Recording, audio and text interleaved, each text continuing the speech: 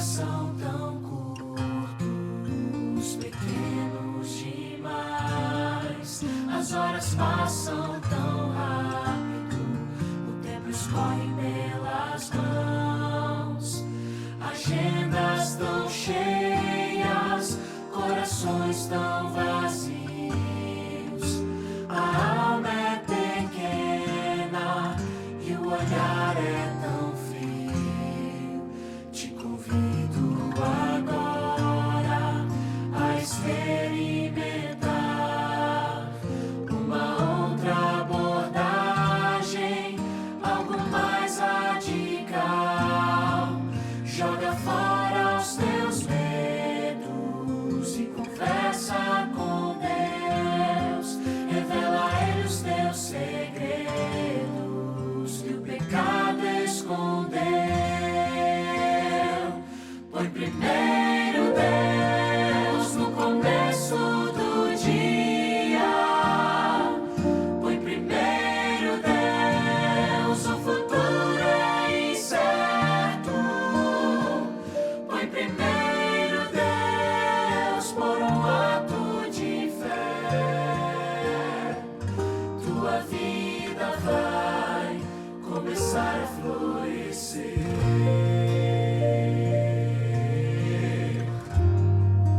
Quando entrego minha vida nas mãos do Senhor, aquele que me conhece, que sabe bem quem eu sou, eu saio confiante, pois eu sei com quem vou. Eu tenho coragem, meu escudo é o amor. Não importam as lutas, a cruel tentação. Eu caminho seguro, amparado em suas mãos. Não importam as provas, vou sorrir e cantar, porque nas mais escuras trevas é possível brilhar. Primeiro Deus no começo do dia. Põe primeiro Deus, o futuro é incerto. Põe primeiro Deus por um ato de fé. Tua vida vai começar a florescer. Põe primeiro Deus, põe primeiro Deus, põe primeiro Deus, pra tua vida florescer.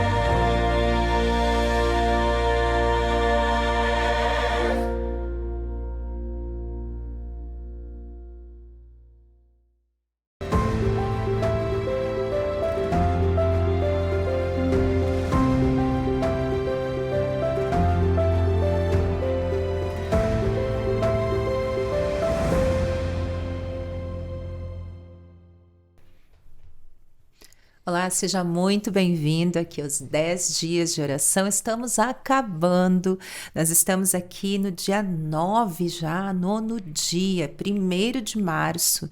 E aqui nós temos, claro, o material. Caso você ainda não tenha esse material, você está chegando hoje aqui, estava buscando algo para ver e chegou aqui nesse vídeo, então o que você vai fazer? Vai ali na descrição do vídeo, clica, pega o seu material, começa a estudar, estuda aqui com a gente. Você vai conseguir acompanhar, tem outros vídeos também, você pode ir para lá, pode estudar também e ir acompanhando, ok? Nós temos também, queremos, aliás, a sua participação. Então, coloque lá nos comentários a sua pergunta, se você tiver alguma dúvida, ou se você não tiver e quiser somente comentar, você pode fazer isso também. Boa noite, nós temos aqui então os nossos convidados, Marcelo Flores, nós temos também aqui o pastor Rafael, nós temos o pastor José Santos e nós estamos com Vencendo Dia a Dia. Lucas 21:36, então, está escrito que vigiem o tempo todo, orando para que vocês possam escapar de todas essas coisas que têm de acontecer e para que possam estar em pé na presença do Filho do Homem. Pastor Rafael, tem aqui uma história aqui. Pode contar pra gente, por favor? É sobre um escritor anônimo do século XXI que escreveu o seguinte sobre os cristãos. E olha só, parece que existem contradições, mas vamos ver aqui como é a vida do cristão. Os cristãos habitam pátrias próprias, mas como peregrinos. Participam de tudo como cristãos, e tudo sofrem como estrangeiros. Toda a terra estrangeira é para eles uma pátria, e toda a pátria uma terra estrangeira. Encontram-se na carne, mas não vivem segundo a carne. Moram na terra e são regidos pelo céu. Obedecem às leis estabelecidas e as superam com as próprias vidas. Amam todos e por todos são perseguidos. Insultados, bendizem. Ultrajados, prestam as devidas honras.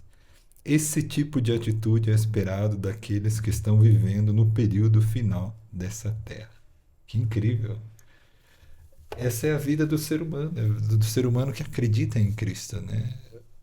Paulo foi um exemplo tremendo disso. Alguém que de perseguidor passou a ser perseguido, né? Os extremos, parece que a gente vive os extremos. E na vida do cristão a gente vê essas...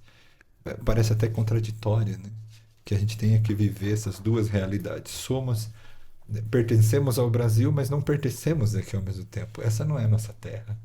Somos brasileiros, mas somos estrangeiros. É. Estamos indo para uma outra pátria, né? E outra coisa que me chamou a atenção no título, Vencendo o Dia a Dia. Marcelo, meu amado, a vitória de ontem não vale para hoje. A comida que eu comi ontem não vale para hoje. Dia após dia, dia a dia. Por isso que a palavra nós devemos tê-la dia a dia. A oração, dia a dia. O cuidado com o nosso corpo, dia a dia. A guarda do sábado, semana por semana. É assim que funciona. Fiz, tá feito. Não, não é assim. Não é uma corrida de tiro. Não. É uma corrida de longa distância. Não importa chegar rápido, importa chegar. Pra gente eu que era acostumado a correr, eu nunca fui uma pessoa de velocidade, mas eu sempre fui uma pessoa de resistência. E o cristão, o convite para ele é de ser uma pessoa de resistência, resiliência, persistência, né? E todas essas coisas, vamos falar mais uma vez, porque é o fundamento de tudo que a gente está falando. Todas essas coisas, a persistência, a resiliência, né? A esperança, todas elas vêm do mesmo lugar, vêm da cruz. É a cruz que nos motiva na direção de continuarmos o nosso caminho. Não em tiro curto, porque o tiro curto é aquela história do apressado come cru, não é? A pessoa faz, aí de repente ela cansa. Ela cansa, né? Então a pessoa ela faz pelos motivos errados, então ela deixa de comer alguma coisa pelos motivos errados, ela começa a fazer alguma coisa pelos motivos errados e aí ela cansa. E quando ela cansa, ela desiste. E Deus não nos chamou para isso. Deus nos chamou para persistirmos nele, perseverarmos nele, resistirmos nele. É uma corrida de longa distância. O Paulo usa essas metáforas, né, dos esportes, elas são muito apropriadas.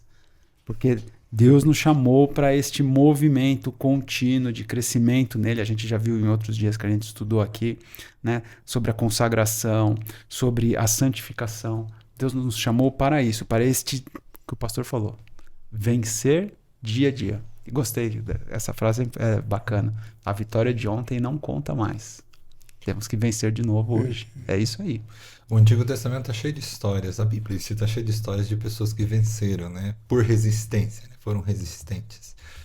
Um exemplo que a lição de hoje mostra é sobre a atitude de Sadraque, Mesaque e Abednego, né? Eles se mantiveram firmes no momento que uma verdade estava sendo atacada, né? Quando eles foram forçados à adoração, ou se estava forçando sobre eles a adoração, eles disseram: Não, mesmo que nosso Deus não faça nada, nós não adoraremos o seu Deus.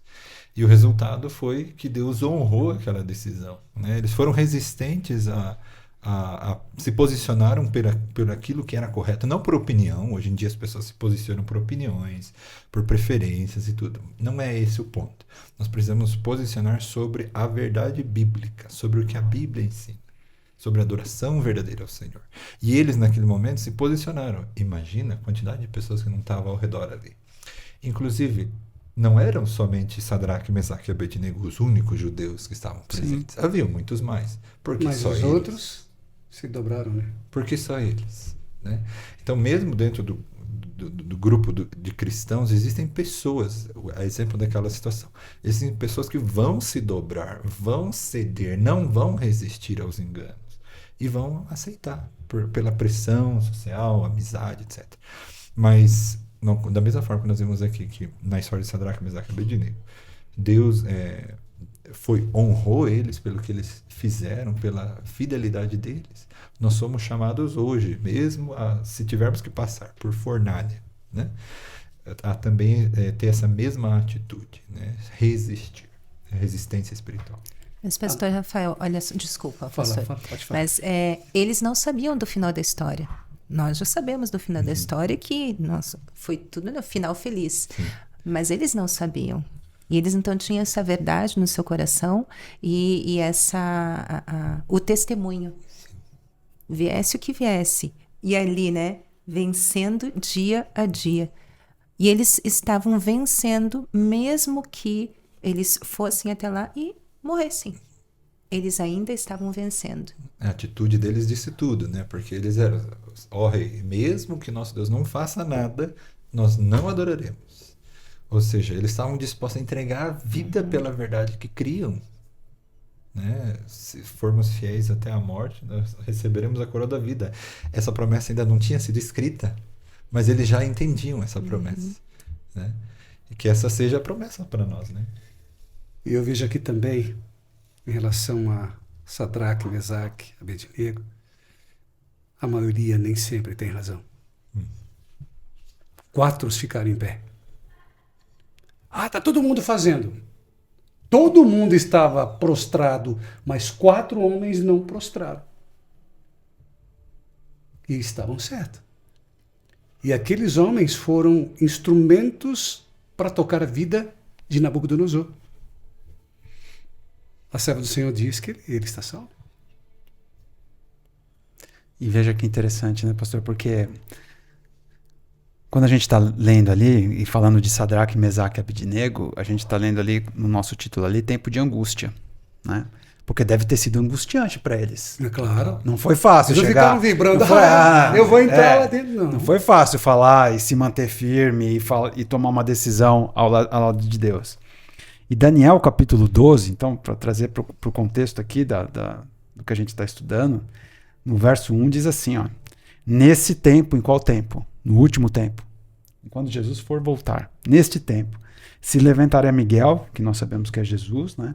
O grande príncipe, o defensor dos filhos do teu povo, e haverá tempo de angústia. Nós estamos prontos para esse tempo de angústia? Essa é a pergunta.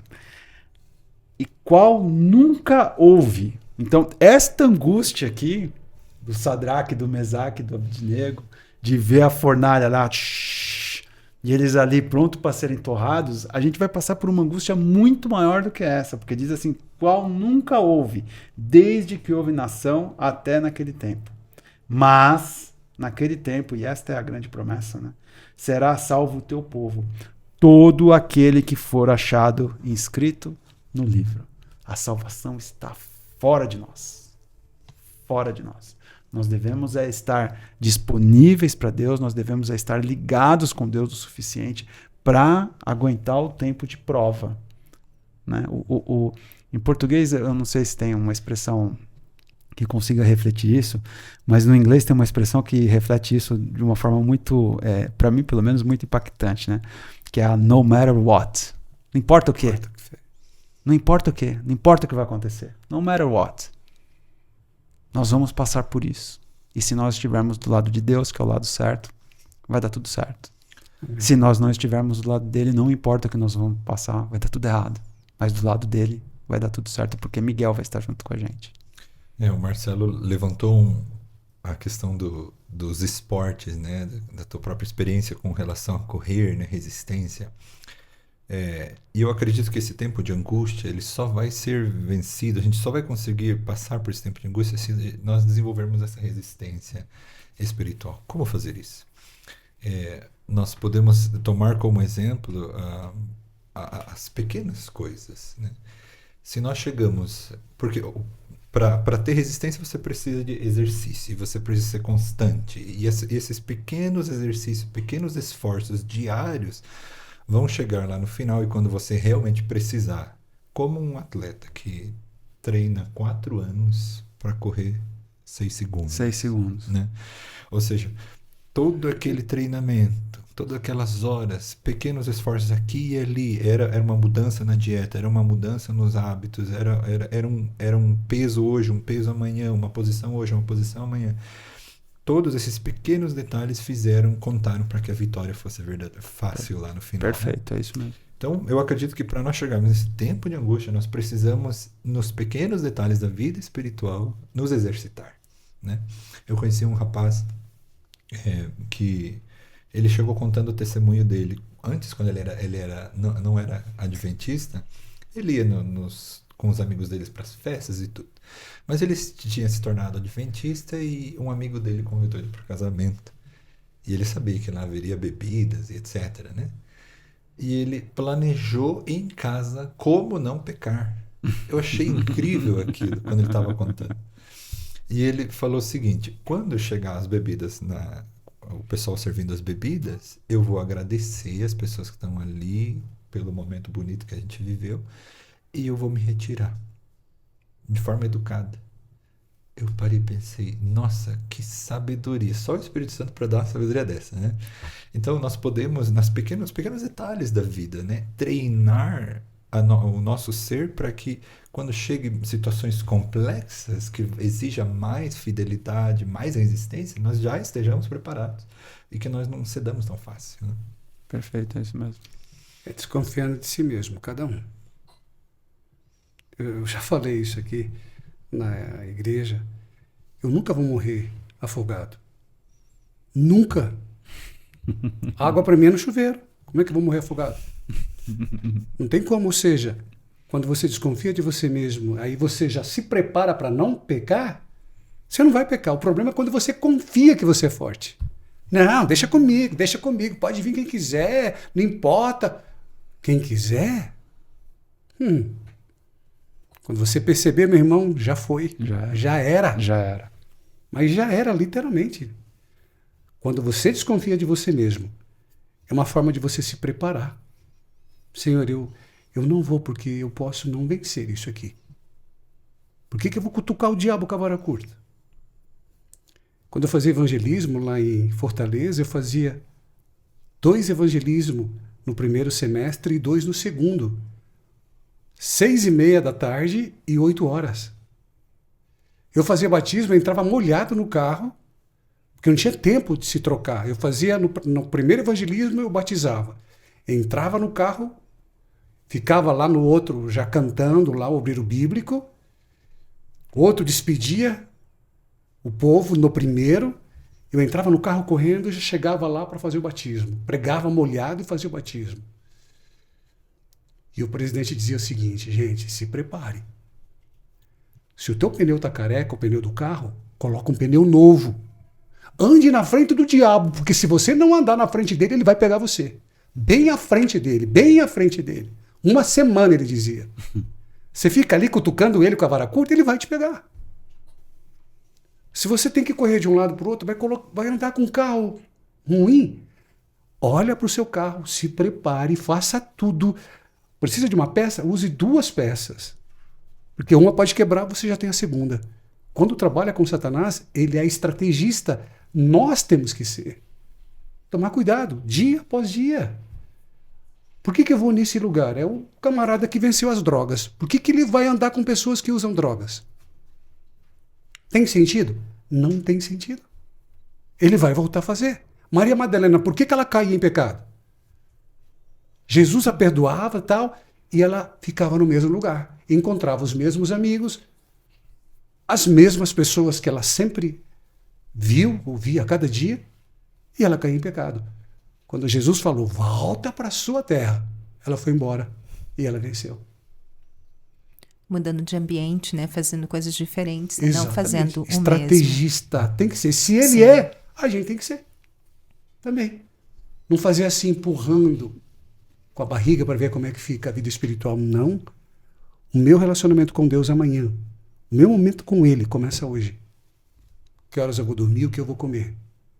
Se eu encho a barriga com um pratão de comida, eu vou dormir mal. Amanhã cedo eu vou dizer assim, 6 horas da manhã, 5h30. Senhor, desculpa aí, mãe. Eu vou ter que dormir um pouco mais. Então, se eu quero e Ele é prioridade na minha vida, eu vou comer um sanduíche simples, frutas e tal. O que vai acontecer? Eu vou dormir bem. No outro dia, 5h30, 6 horas, eu estou preparadão para poder sentar e conversar com Ele. Ajoelhar e colocar o coração diante dele. É o que nos mostra aqui o nosso guia, né? Que diz assim, ó, quando o preparo começa? Aquele que deseja construir um caráter forte e harmônico e ser um cristão bem equilibrado deve dar tudo a Cristo e fazer tudo por Ele, pois o Redentor não aceitará um serviço dividido. Então aqui nós podemos entender, né, que não é pela metade, é por inteiro. Nem mais ou menos. É uma Não, entrega mais ou menos. completa, sem reservas. Né? É comum nós fazermos algumas reservas, né? E hoje, o mundo de hoje se vê configurado dessa forma. Quando as pessoas vão casar, já existe o pensamento ali. Se não der certo, nós cai temos fora. que... Não tem como dar certo. Até no contrato, vamos dizer assim, contrato de casamento, né? Aparece lá em que tipo de comunhão de bens, etc. Você Não tem como dar já certo. prevendo algo, entendeu? Então é como se nós estamos sabotando a nós mesmos. Se tem um plano B, o plano A não vai dar certo. Não vai dar certo. Eu achei interessante o que a Lu falou, que ela ponderou da lição aqui quanto à questão do preparo, porque em contraste com essa urgência de moldarmos o nosso caráter hoje, o parágrafo seguinte diz o seguinte, ó, quando Cristo se levantar e deixar o lugar santíssimo, começará o tempo de angústia. Mas olha só que interessante. Estará decidido o caso de cada pessoa. Quando ele levantar, já está tudo fechado. Não adianta você... não, agora eu vou contratar o seguro. Lembra do outro dia que a gente falou sobre isso? Agora eu vou ligar e vou aumentar o prêmio do seguro. Não, já está decidido. Não haverá sangue expiatório para purificar do pecado e da corrupção. Quando sai do Santíssimo, Jesus fala em tom decisivo e autoridade real. Continue o injusto a fazer injustiça e continue o imundo a ser imundo. O justo continue na prática da justiça e o santo continue a santificar-se. E aí ele termina. Eis que venho sem demora, aleluia. E comigo está a recompensa que tenho para dar a cada um, segundo as suas obras. Amém. Em outras palavras, já foi. O tempo de se preparar, a gente também já falou isso em outros dias aqui, é agora. É agora. É agora o tempo. É nesse momento, é nesse dia. Exatamente. E na aplicação pessoal aqui nós temos, ó, torne seguro o seu relacionamento com Cristo agora mesmo. Permita que o Espírito Santo lhe capacite a desenvolver as qualidades de caráter que durarão para sempre. Então aqui nós podemos verificar, né, como o Marcelo falou agora, né? É agora. Agora. Eu não posso deixar para depois. A escolha é agora. E é o vencendo dia a dia. Então eu tenho hoje para vencer. Eu não posso deixar para amanhã. E nós já podemos fazer a nossa oração para que nós possamos também orar pelos departamentos da igreja, pelos comportores, obreiros, líderes locais também. Vamos orar? Pai querido que estás nos céus, obrigado, Senhor, por essa jornada dos 10 dias que começamos aqui no estúdio e terminamos amanhã com uma grande festa espiritual na tua igreja. Amém.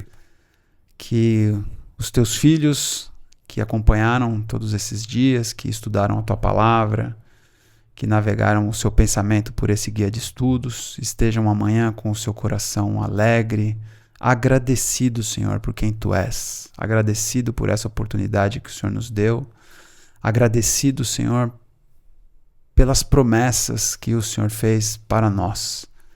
Seres que tantas vezes somos infiéis a Ti, mas que por algum motivo que nós nem entendemos, nos ama mais do que nós mesmos. Amém, Pai. Nós, neste sentimento de agradecimento, nesse sentimento de que foi um tempo proveitoso na Tua presença, estudando a Tua palavra todos esses dias, nós louvamos o Teu nome. Louvamos o Teu nome no começo deste sábado, Teu dia.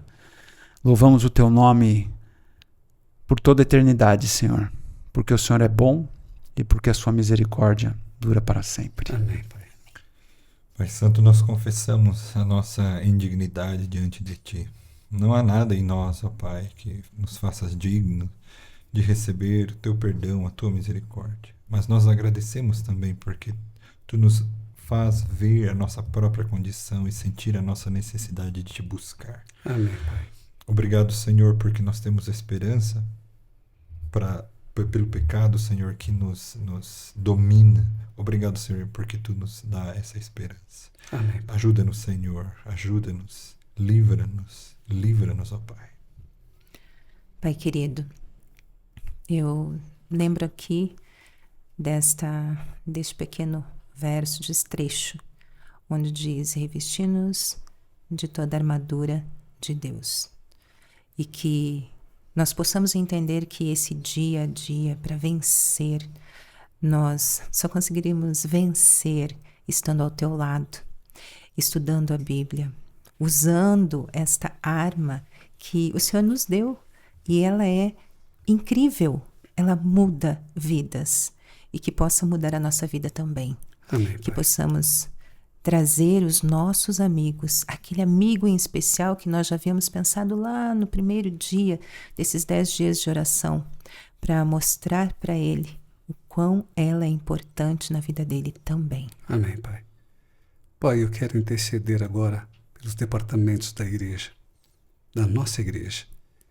Quero também interceder pelos comportores que fazem um trabalho incrível, muitas vezes porta a porta, porta a porta. Que a Tua paz esteja sobre eles, que sintam o Teu acolhimento neste momento. Eu também intercedo, Pai querido, pelos obreiros e líderes da nossa igreja local. Amém. Que o Teu Santo Espírito esteja também falando ao coração deles. Que se sintam abraçados por Ti. Pode ser que alguém esteja chateado com alguma coisa que aconteceu, mas que sintam de Ti a vibração, o desejo de continuar lutando dia após dia, até que tudo se complete e o Senhor volte para nos buscar. Amém. Intercedo também, ó Deus, por todos aqueles que estão assistindo aos 10 dias e estão assistindo aqui a nossa programação, aquilo que falamos, tudo aquilo que foi abordado, que sintam também o desejo de mudança, de lutar dia após dia, para que a salvação se torne uma realidade, para que a cruz seja algo que realmente fale forte a nós e que sintamos em nós o poder do Teu Santo Espírito trabalhando a cada dia, Deus. Amém. Nada temos, nada somos, tudo entregamos a Ti, que o Senhor possa viver em nós. Não mais eu vivo, Cristo vive em mim. É o nosso desejo, em nome de Jesus. Amém, Pai. Amém. Amém. Amém. E nós estamos quase acabando esses 10 dias de oração. Agradeço aqui a participação, Marcelo, Pastor Rafael, Pastor José Santos. Agradeço também a sua participação. E já temos aqui um convite. Amanhã será um pouquinho diferente. Amanhã, nave da igreja, nós vamos começar às 8 horas. Muitas coisas especiais. Então, é surpresa. Vem para que você consiga entender tudo o que vai acontecer. E no finalzinho assim da tarde nós teremos um momento muito especial, a Santa Ceia. Venha participar. nós esperaremos você aqui. Até!